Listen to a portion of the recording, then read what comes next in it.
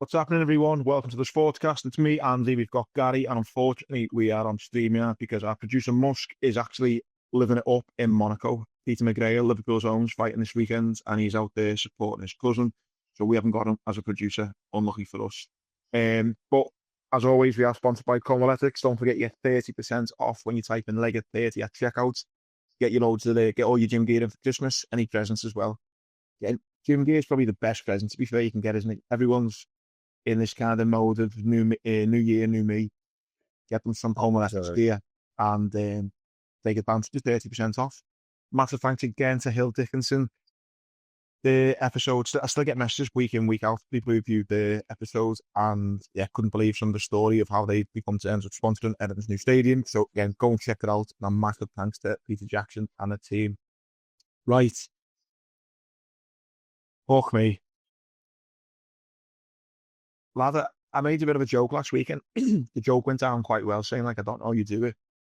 Literally, last night, all I could think about was, what do we talk about on the podcast? It's like, it's just rinse and repeat. And it's like, you know what's mad? You know what I've noticed? And I know Liverpool fans have been super spoiled since Klopp turned up. I mean, one could argue even before Klopp turned up with like several seasons with Hourigate, with 05 with Rafa, but especially with Klopp. And it's just mad how despondent people are, whether you're in the sauna, in the gym, and you talk, and just the mood's low. Everyone's like, it's it. I know that you're sitting there with a smile on your face, but it is mad just how much it does affect you when your team's used to playing well and now suddenly not playing well at all. Yeah, and we as a fan base get criticism for all booze at full time and leaving early and bits like that.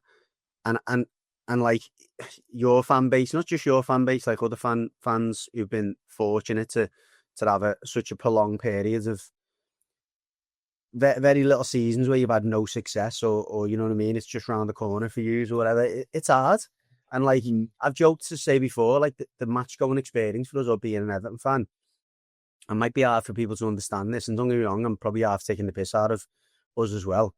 Not about like winning and winning trophies. It's just become like a bit of a enjoy going to match, with your mates, kind of let it brush off let it brush off your back when you lose or off your shoulders. And you said it the other week, and it's true. Like we've developed this kind of thicker skin and resilience that, you know what, we've lost. It is what it is. We're used to it. Don't get me wrong. There's still anger and fume. You've seen it, but quickly we kind of move on. And yeah, it honestly changes your whole perception of football and following football teams. And don't get me wrong, we're fiercely jealous and bitter at times of the fact that we haven't had those moments and those nights that you have had. But at the same time, I think we're able to enjoy the game sometimes a little bit more with the ups and downs than you are. Yeah, no, I totally get that. We can maybe touch on Tottenham a little bit as well, because I know their fans have been booing recently, and the manager come out and said a few things, as have a few of the players. But yeah, it's just I just feel weird. That's probably the best way to describe it. It's just like a weird feeling of speaking to lads, in the gym, lads in the pub, being in a taxi on the way home, and suddenly you're not talking about how great Liverpool are. It's like, what the fuck are we going to do here?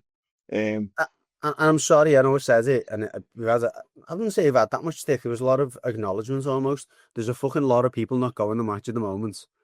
There's a lot of people I know who are not going to match. And listen, I will also temper it with, it's that time of the year as well. You got loads going on Christmas nights out. People are short of cash. I'm not having a dig in everyone's direction, and there's good reasons why some people aren't going to match. But there's a lot more people who are happy to give the ticket away. And look, I know what that's like. We have games, not as much as we've been to the new stadium, but certainly in the later years of good. Actually, it wasn't. It was more like the early 2000s. And there's just tickets everywhere. Like you couldn't give a ticket away.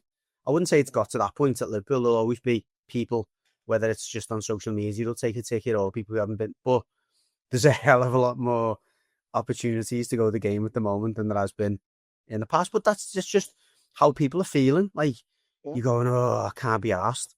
I can't be asked. As much as you are kind of half taking a piss, but lad, you're so true that there are lads who probably, could have went, but it was 50-50. And any other time, they'd probably say, yeah, I'll still go. And for one reason or another, I haven't went. At the risk of not lying and getting pulled up about it, and trying to blag you that I did go to the match last night, I again never went to the match, lads. So again, my daughter acting, I'm not even going to go there to give you any more bait, but again, I didn't go again. So, we are then just to stick on this for a minute. When was the last time you missed 2 home games on the bounce when you've had an opportunity to go? well, I mean, have I had the opportunity to go though with my daughter? Have I got my daughter? Well, you know what I mean. You could have went. You could have found a way. You could. Yeah. I'll yeah, Go yeah, answer the question then. I'll give you that. Yeah. Yeah, I can't remember. Yeah. And listen, I'm not. I've done it. I've missed games. You know what I mean? And particularly when we're playing really poorly and the moves around the place is horrible, and particularly that bit, the moves around the place. If you're thinking, a lot of your mates aren't going out before the game, they're not going out after the game because the way it is. To be honest, that's a good point. You know what, for me, and I think I've said this on a few shows, as much as I'm a diehard Red and I do love going, whether it's getting a bit older, nearly 40, I've got a daughter, going the match is, an experience to catch up with your mates. You know what it's like. How often, thankfully, we've got the show every week, so we definitely see each other once a week, but it's sometimes difficult, isn't it, to get out for a pint and stuff. So I'll be honest, the number one reason is, seeing your mates. It's just unfortunate that it's not bringing me much joy now. But okay, we'll get on to the match then. Yeah. No, go on. Yeah. No, I was going to say, that was done. Yeah. So it just feels like rinse and repeat, to be honest with him. At the weekend, I thought he made the right decision. A few people, I think Danny, who listens to the podcast, said, he'd listened to our podcast and me asking him to drop Mo. He did, and I was so happy that he never brought Mo on at all, to be honest, because I had visions of him bringing Mo on for the last 20 minutes and Mo grabbing a goal or an assist, and then suddenly the headlines become back about Mo again. And it's like, how can you leave me out? So I was actually really glad that Mo didn't get any minutes at the weekend, and we won, and we got a clean sheet. I thought that was probably the perfect building block to go into the next couple of games before the next Champions League game. So great, yeah, good performance. I mean, it wasn't an amazing performance, but just solid enough. Again, clean sheet, which I thought was important. And I think winning without Mo, I thought was a bit of not a moment in time, but it was like, wow, I think that was the first time he hasn't started the game in 50 Premier League games, I think it was. So listen, it was a big move to not play him. But then he played Sunderland under the lights on a Wednesday night, and probably one of the worst first half performances I've seen for a long, long time. I thought, listen, Sunderland have been playing well since they've come up. They've been great. They've probably already secured themselves another season in the Prem after 12 or 13 games. That being said, though, the Premier League champions playing against a newly promoted side at home on a Wednesday night under the lights, it shouldn't be a draw. I don't care how good Sunderland are playing, they should be beating them comfortably. And that first half performance, if you've ever seen almost the opposite of what a Jurgen Klopp team was, it was that first half. There was no running, no pressing, no aggression, no closing down, no ideas. It was very, very poor. Don't know if you watched it, but it was very poor. I only watched bits of it. I was flicking over between the games, to be honest, and yeah, every time I flicked it on, it was dead. And I'm not talking the atmosphere. It was just dead in terms of the energy, the lack of energy on the pitch, the lack of enthusiasm on the ball, off the ball. And I'll be honest, I don't think I seen that much in the West Ham game. Obviously, he's a lot more solid and controlled in the game. But I didn't look at that game thinking, these are back here. This is scary. No. It was a good finish to the game. And so, yeah, I don't think there was as much reason. I mean, look, you could argue when you've had a run like that, it's just about getting a result. Clean sheet is a bonus. Let's, get ourselves back on the rails and let's try to build from there. So I'm not being critical of the West Ham performance, because winning away in the Premier League 2-0, no nonsense, is a good result. But as you say, back at Anfield in front of your home fans, a night game, all that is a chance to kind of go, okay, well, we can show the fans here that we are. This means a bit more to us. And it just, to me, there looks a severe lack of confidence now. And I don't think, that said, it doesn't stop, lack of confidence doesn't stop you from running. But I still think the old adage of, psychologically, if you're trying hard and you're visibly trying hard, but you're still crap, it's almost harder to take than looking like you're not trying hard, but playing crap. Do you know what I mean? It's like that thing of, Yeah. if you're playing someone who, like in a sport that maybe you know they're better than you're at, if you look like you're absolutely run yourself into the ground and you're still getting whacked, or it's really hard to take, isn't it? But if in the back of your mind as a football, you think, you know what, I'm not putting this in here. So I kind of know I've got another level, so I'm not as embarrassed about it. I don't know, there's a bit of that about it. The players just don't look like they're really wanting to put themselves out there, and I don't know. It looks. It's weird, mate. It's weird. Yeah, I personally think. Sorry, and I personally think it's over for him as a coach. Whether it happens now, it's not going to happen. Whether it happens at the end of the season, whether it happens in a couple of months' time, I don't think this group are playing for him again on a regular basis. And I don't think you're going to see the levels of energy, commitment, enthusiasm on the ball, off the ball that you're looking for as a fan base again under Arne Slot. You know what? I wouldn't 100% disagree with you. I don't think he'll get sacked before the end of the season. No, I'm not predicting that either. I just don't think you're going to hit anything like the heights that you have under him again. Yeah, I mean, if you just look at a kind of fan point of view, there just doesn't seem to be that belief that we've got someone at the helm who's going to take us on these European journeys to a Bayern Munich away, to a Barcelona away, and those big European nights under Slot. I don't know. I just don't get that feeling at the moment. Obviously, it's easy to say that when we're in a bit of a rut. That I don't feel that, but just the way there's been a turn over these last kind of 12 games with the players, like you say, it just seems to be.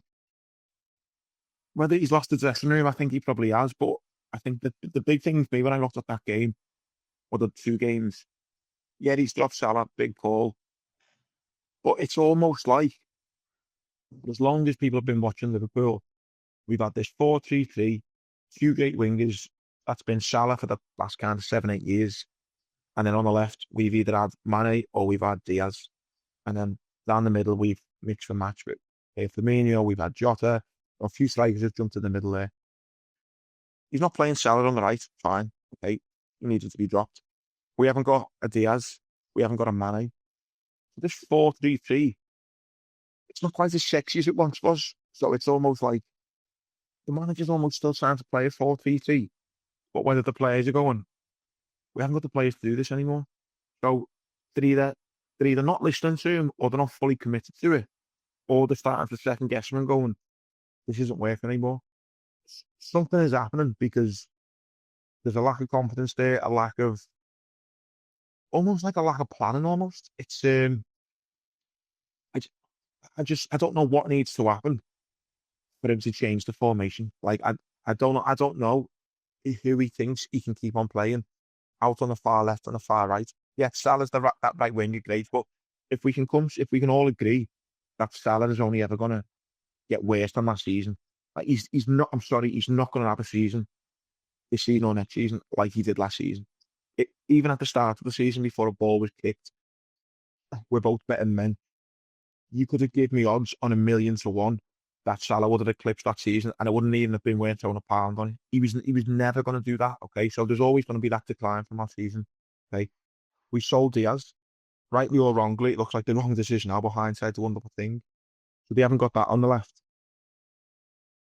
I just don't know why it's the system, this 4-2-3. And if you've got a kind of wage your money on some sort of future, some sort of successful future for Liverpool, you're only going to invest in the 3 players, the 2 number 9s and number 10, like you spent over 200 million on, rather than persist with a 33, 34-year-old Mo Salah on the right, who's not quite up to. And I think the bigger problem, which is causing, it probably is, in my opinion, causing the biggest issue. They've bought all these players and just no one fits. It's like they've put 2 or 3 jigsaws together and they're trying to put them together, but they've got pieces that aren't even in the same jigsaw. And I think that probably comes down to, the board as well, because there's talks that Slot didn't really want Diaz to go. He wants to give him another contract, but then they thought it was better to let him go to Bayern, recoup the 60, 70 million. I also think, and got to be careful what you say now, because anytime you mention Jota, it seems to be a bit, you can't really say that.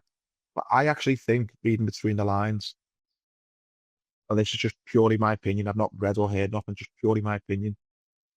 When Jota's passed away and they've got the insurance money, I don't think the plan was to ever get 2 number 9s.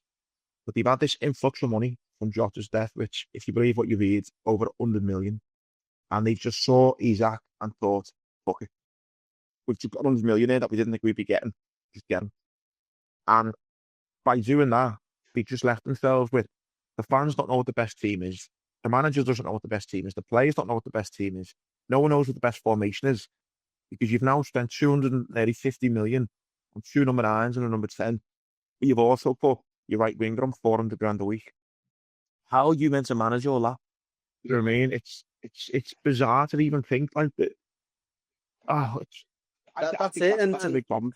Yeah, I mean, there's a few problems you highlighted there, but I think the biggest one, as you just pointed out at the end there, is that you spent this money, whether it was funded by insurance or whatever, but you've spent a huge amount of money on a centre forward that you've got to play. You've got to try and find a way to get him into form because the owners are putting pressure on going, well, we don't want to see a huge asset depreciate.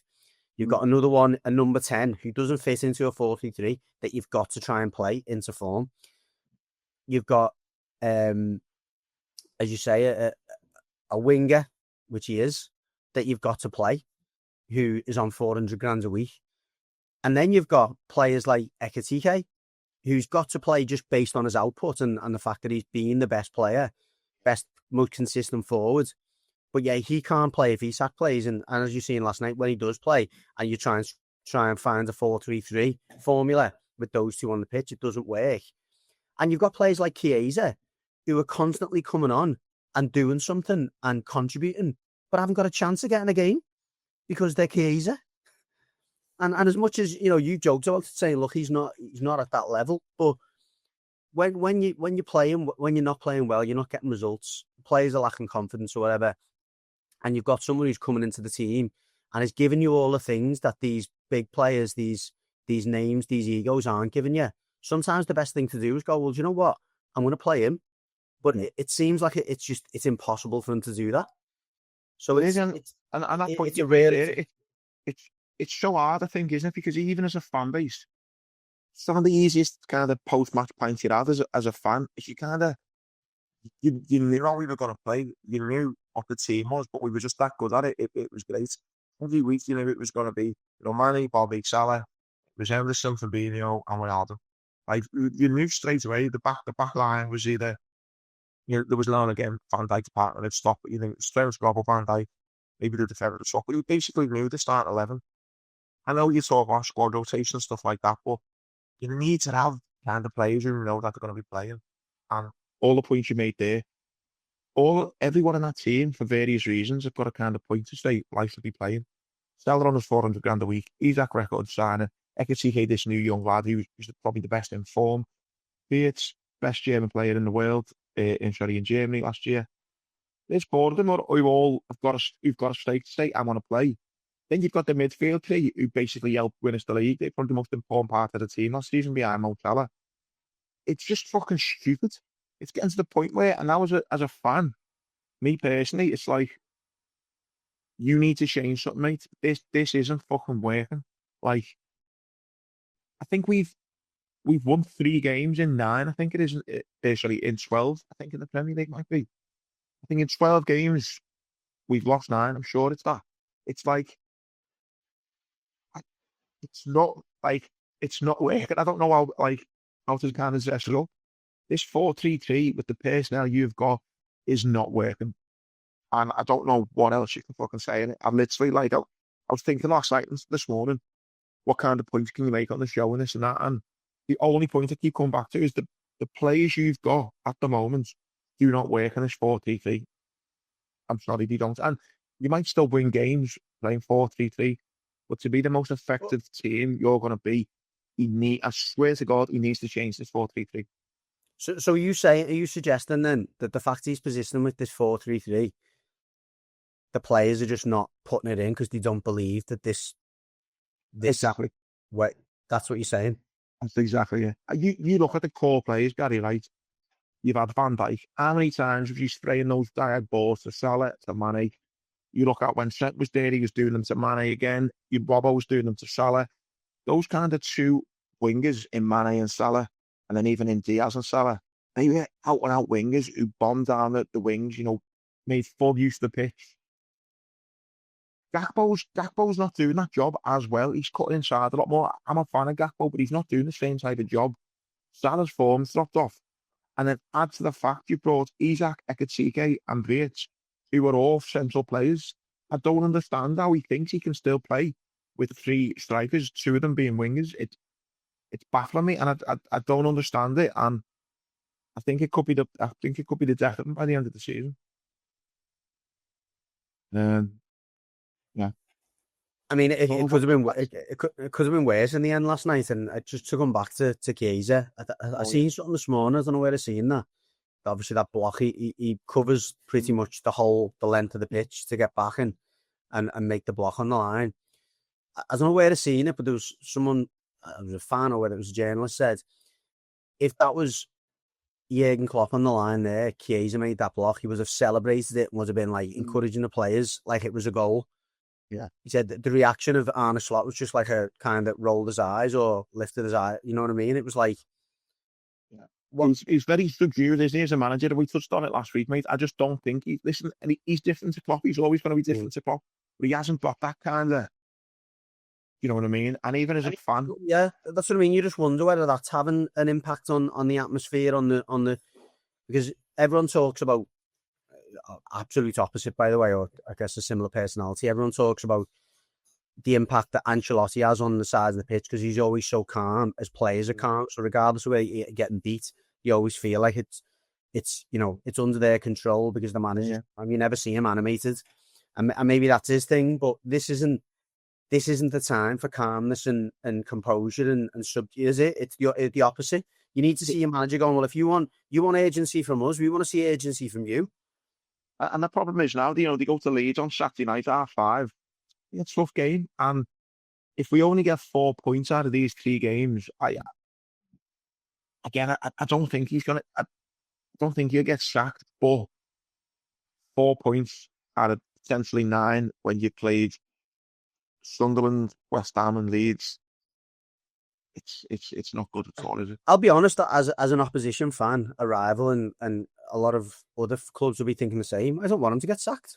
I genuinely believe you aren't coming out. You might come out of it briefly, like you have against West Ham, like you did against Villa and Madrid, but I don't think you're going to sustain anything like a decent run with him at the helm. I just don't. I just see too many players that have, in my opinion, turned the back on him, down tools, whatever you call it, not having his manner, his way of playing, etc. And therefore, I just don't think you might get the odd result, but I just don't think you have a period of sustained victories. And so therefore, I hope he stays. That's it. So Leeds on Saturday, I mean, I wouldn't dare to say without any great confidence that we're going to get a result there, because I just think if he plays the same way he plays, Leeds are going to know what they're going to be doing it. Yeah. You need to win, but whether they will or not, I haven't got a clue. And that is my thought on the fucking Reds. Should we move on to that? 20 minutes. That was probably long. That was probably longer than it needs to be fair. But mate, can I start off just on Everton, mate? Jack Grealish is the only Everton player I think I've ever followed on Instagram and liked his posts. I fucking love that lad, I don't know whether it comes from me hatred of Pep, and I felt he was hard done by Pep, or the fact that you kind of see a little bit of yourself in him, where you just think he's a lad who loves playing footy, he's feeling the love, he's giving it his all, and he's helping his team fly. I am a big Jack Grealish fan. Yeah, no, clearly we feel the same, and the fan base do in general. The manager does. I think that was a big part of his post-match, and they were like, I think one of the questions he got from the media is, everyone loves him, don't they? And they were like, yeah, they do, genuinely. That's what you get, is what you see, and the group love him. He's brought a kind of a big presence to the club, but also as you say, his personality, and he, all of that, and when we did sign him, and I don't know if I'm pretty sure I must have said it on this podcast. In fact, I'm certain I did. I definitely said it on Across the Park. I said, regardless of what we get from him on the pitch, what we are getting is a big personality, a big name, someone who, you know, is going to enhance the mindset and day to day on the training pitch. You should see levels go up. And also, you know, the exposure. I think at the time when we signed him, and it'll still be the case now, he's got a bigger follower on social media than the club have. So Wow. it's so by some distance. So yeah, there's all that. You were always going to get that with it, but the fact that he's producing on the pitch is a bonus in a mad way. It's been it's almost on that. I know this is a very stupid point in a sense that it doesn't really mean fuck all in the grand scheme of things, but when he scores and he's like jumping in the crowd, that connection, it's almost the exact opposite what Liverpool fans are feeling towards their players at the moment, isn't it? And vice versa. Yeah, and they're getting a bit of grace because of that as well. Like, you know, in years gone by, the defeat like the one against Newcastle, there would have been a barrage of abuse to the players. It was the manager who got it a little bit, and it was like, you know, frustration and this, that, and the other. There wasn't really that level of, you know, real anger. It was frustration. It was like, but they weren't, you know, the fans weren't directing a lot of, you know, abuse at individual players. So I think it's took that a little bit, because you can see that the players, when we get beat, are hurting as well, and you can see it affects them. Did it feel a little bit like 2 steps forward, 1 step back, just with the Newcastle result thrown in between United and? Do you know what? I think we went through quite a bit on Across the Parks, where any of the Blues you're wanting more in depth, like major analysis can go there. But in summary, what I said on there was, I think the result we had against Newcastle, we're gonna get if we try and, you know, it's almost like when you have those clash of styles and approaches to the game. If we go at a team like Newcastle with the group of players we got, and Newcastle defend deep and close the gaps in between the lines, and they've got a really strong midfield. Newcastle, very energetic, loads of, you know, physicality.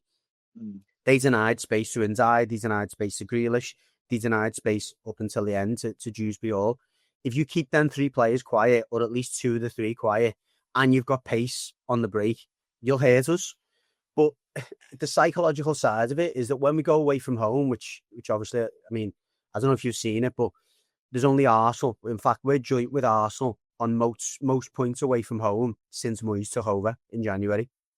So as an Arsenal, I've had more points away from home since Moyes took over than anyone else in the league. Once we finish the Everton, mate, we need to touch upon Moyes a bit more. You know, I know before he got the job. So just bear with me about the points around the frustration of, you know, losing 1 step forward, 2 steps back, or whatever you call it. We are going to get them results because of the way that we play, and the way that the game needs to be for our best 3 players to flourish. So Bournemouth was perfect. Bournemouth come at us. They committed the fullbacks up the pitch, so there are gaps in those wide areas for Ndiaye and Grealish to get on the ball. The midfielders, a lot of the time, they had 1 player sitting. So again, we were able to kind of combine, and Dewsbury Hall had the freedom of the middle of the pitch. If you give us if those ingredients are there, we're going to get chances. We won't always get goals because we're as clinical as we need to be, and we haven't got a number 9 that's going to maybe get us them goals, but we will get chances. And equally, if we're allowed to sit back, which away from home, invariably, when I say you're allowed to sit back, when you play at home, it doesn't matter who you are, your fans want to see you come out and try and win the game. That's something that Moyes has got to try and deal with and manage himself. Because admittedly, against Newcastle, he went at them. He tried to go at Newcastle toe-to-toe, and we got hurt. He's got to resist that temptation. And it's hard, because you are going to get the moans and groans from the fans. Oh, giving the ball away, we're sitting deep, we're not committing players. Yeah. But if that's what it takes to win more home games, then that's what we're going to have to do. But against Bournemouth, you know, we were given those opportunities. Against Man United, particularly because we had 10 men, United were committing even more players up the pitch. And we looked really good on the break. But we looked even more comfortable at the back, defending crosses, defending from deep. You know, Pickford's coming in, and there's a small gap between the centre backs and the keeper, which I personally think that suits Pickford. When you've got that temptation for Pickford to come off the line and go for things, he struggles. Whether we like it or not, he does. He's shown it against Newcastle. He's shown it a number of times over the years. But when he's got centre backs or a defence in front of him that are defending with very few gaps, and he's just got to be a shot stopper. He's an outstanding shot stopper. There's no two ways about that. But I don't personally think he's anywhere near the best in the league at managing his box when there's a big gap between the centre-backs and him. All those things, and not least, by the way, this season, we play 4 centre-backs at the back. Mykolenko, for me, like it or not, is a left-sided centre-back. He is. He's never going to be big enough to play in a back 4 as a centre-back in the Premier League, but he could comfortably play in a back 3 as a left-sided centre-back. He's not a full-back. He's not good enough on the ball. Isn't good enough going forward. Jake O'Brien is a centre-back, and obviously you've got your 2 natural centre-backs. So going back to the defeat that we got against Newcastle, I think that's going to happen if we try and play the way we did, and if we have an opposition who expect us to play like that. The Bournemouth game and the United game was exactly what this team, and as you're going to get onto now, David Moyes can comfortably produce that. But it needs to be, it needs to be right. All those ingredients need to be there. If the opposition being a bit naive, us being compact, and those 3 players kind of cheating a little bit and getting the opportunities. Listen, make no bones about it. I would quite happily see Everton cease to exist and get relegated. Nothing would bring me more joy. However, I'll have to give you your flowers and David Moyes, because I think you look at that team again, Pickford, as much as he's got us in different ways. Like you say, he's a great shot stopper. He's been shored up brilliantly by Moyes. Now he's a player. He's always getting the best out of us, I think, in defence. The midfield kind of trio he's got of really carrying the ball with Grealish and Dye and Dewsbury all. You talk about the kind of recipe. I must say, it feels like if you had got that lad from Newcastle, that Balder, whatever his name is, or maybe, he's just a slightly better striker. It's like they're the spices that are needed in this recipe to really just take it up until that European spot. Because whether it's, you'll know more, whether it's Moyes got you playing in a certain way, or whether it's the signings, whatever it is. I actually watched the whole of the Bournemouth game. I very rarely do watch an Everton game, but I looked at it and I thought, you know what, these aren't a bad side. It's like missing just that 1 or 2. If you have someone who guaranteed 20 goals, 15, 20, I think your season would look a lot different, and the optimism from fans would be a lot different going forward.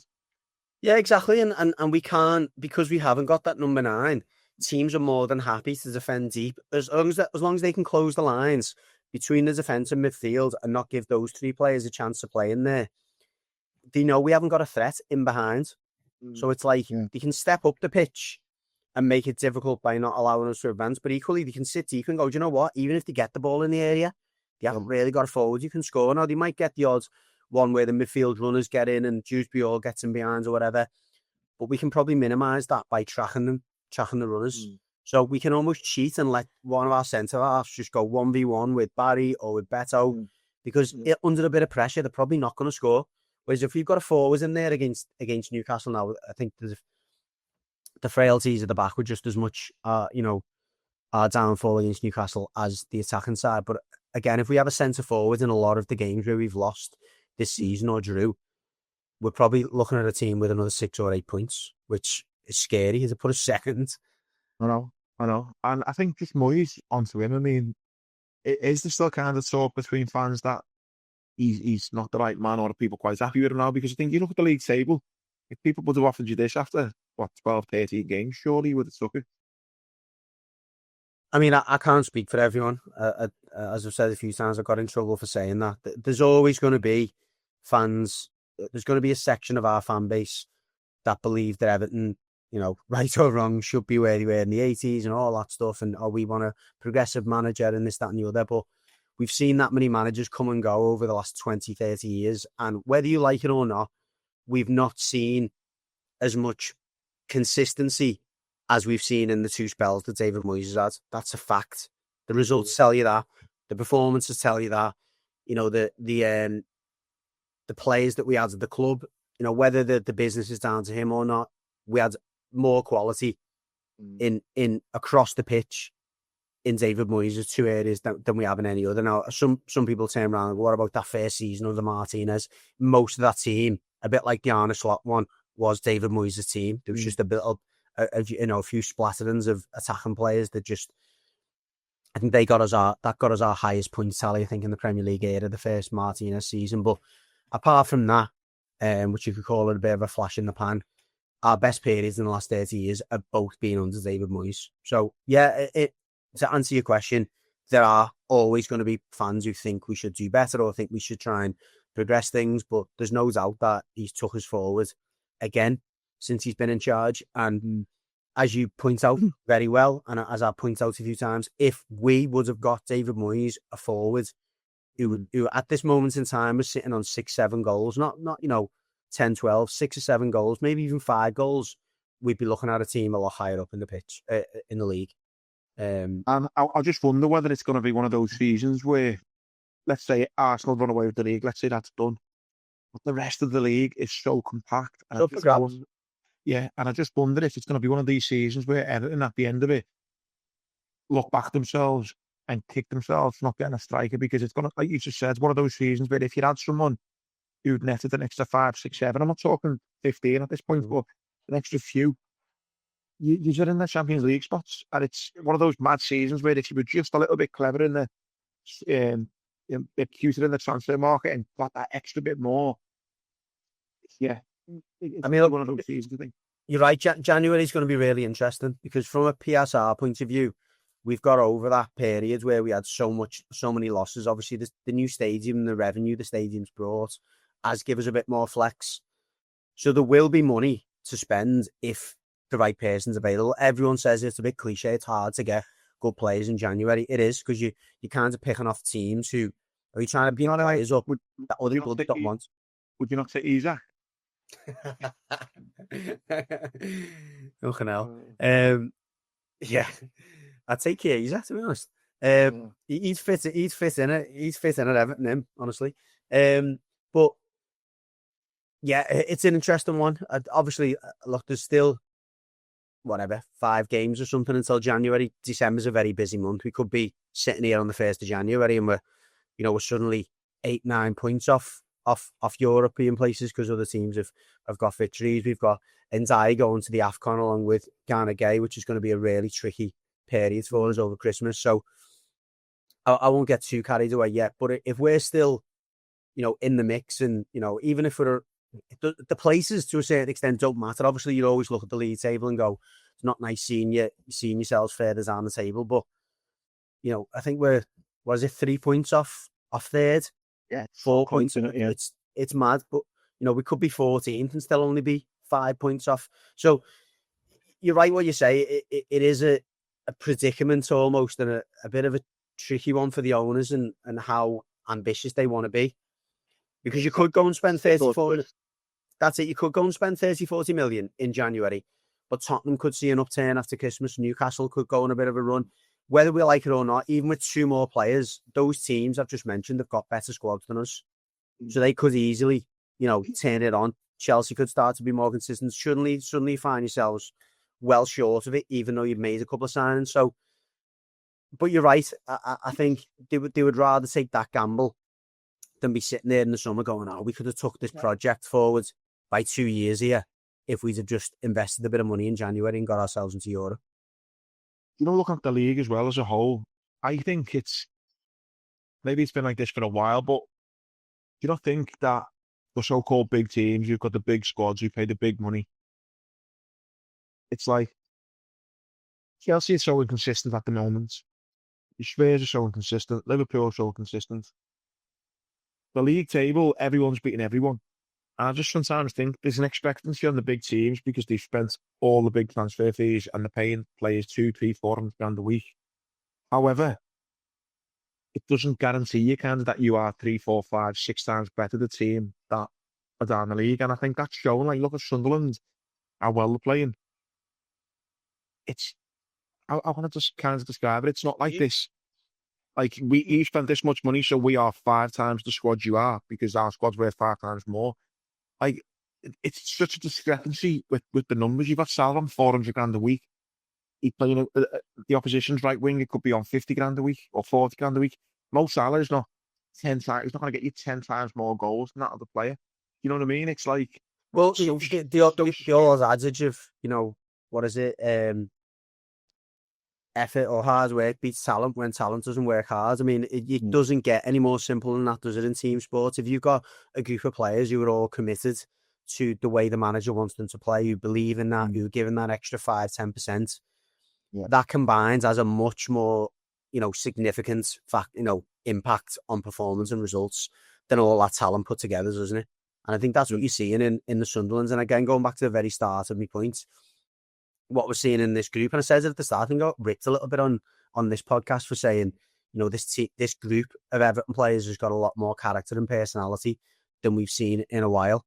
And I stand by that. The amount of times we've been beat, like we did against Newcastle heavily, and we've come back and won and looked like a completely different team the next game. That shows a level of resilience, personality, and character to do that.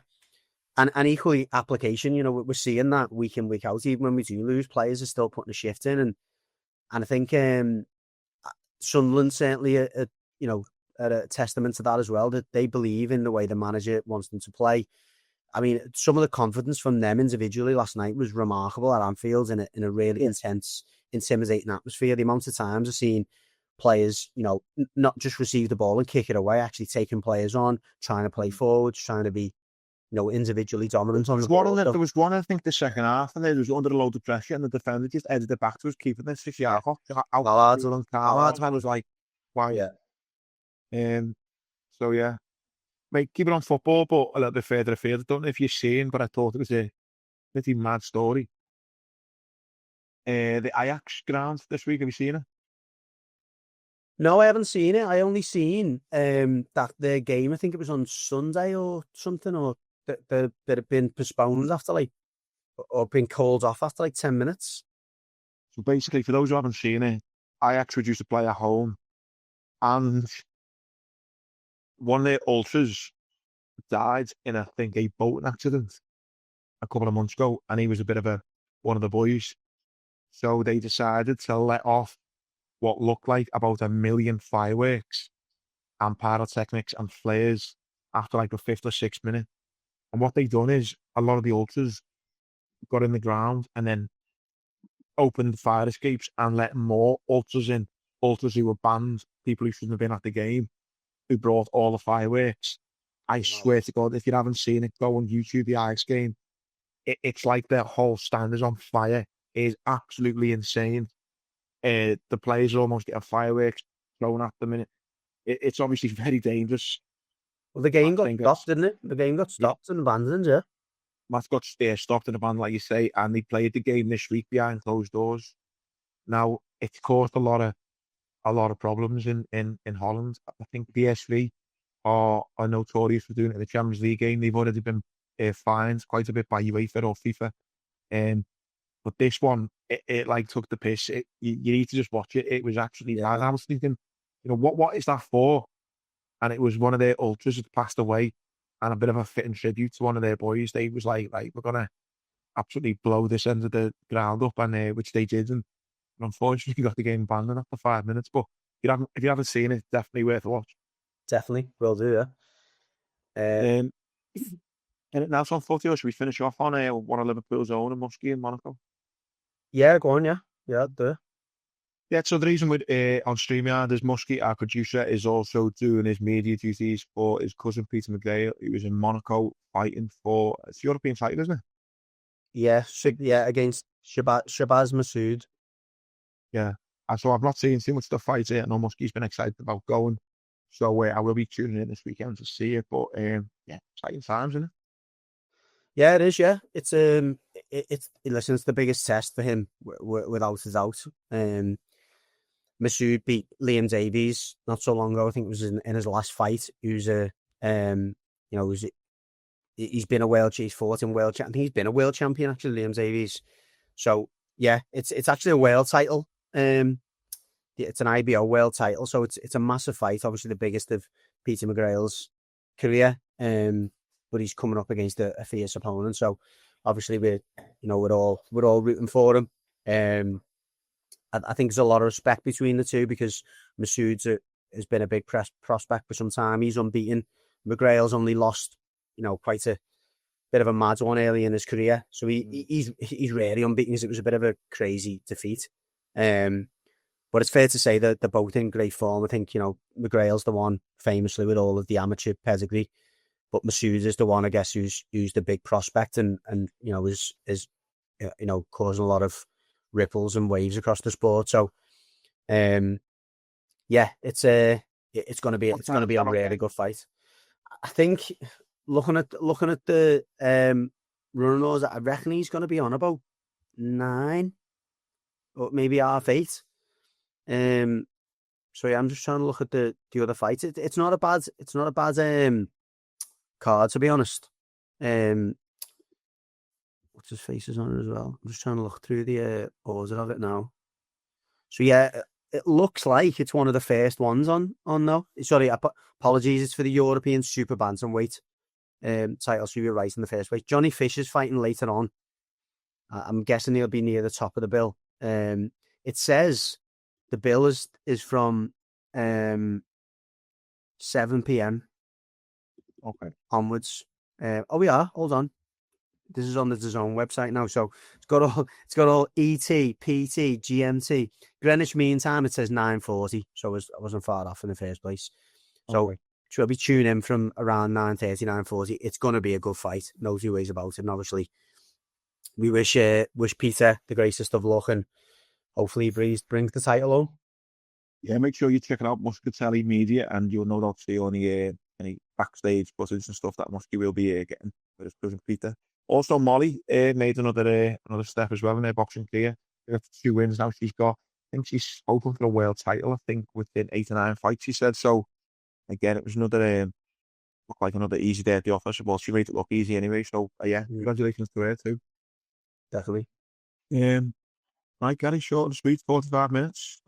I can't keep talking about how shite Liverpool are, so fingers crossed we get a victory Saturday night, and I can be a bit more upbeat talking about Liverpool. My apologies. I just want to say before we go, can I quickly shout out Michael Branch, ex-Everton player, mate of mine.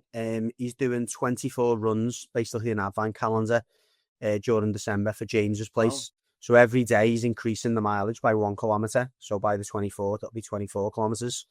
And it's quite a nice thing he's doing. If you follow him on social media, and it's Michael Branch _1. Or if you search for Michael Branch on Instagram, he's videoing before and after the runs. What he's doing is he's coming up with a different line or question that you can ask to a close friend or whatever. So instead of "you're right, mate," and it doesn't really mean anything, it's like an open question that's a bit more allows someone to think and reflect and something like a conversation starter, really. James's place is a fantastic charity based in Liverpool to support mental health, but more particularly supporting men with who have mental health difficulties and difficult thoughts at this time of the year. And statistically, it is men at this time of the year statistically who tend to have those thoughts and take their lives, sadly. So credit to Michael for that, and please give him a follow if you are out and about or you're looking to do a run. I think he's doing them early on, about 6 a.m. So I'm going to try and get up and join him for a couple. So yeah, credit to him. Give him a follow, and obviously if you've got any spare change, donate to James's place through that.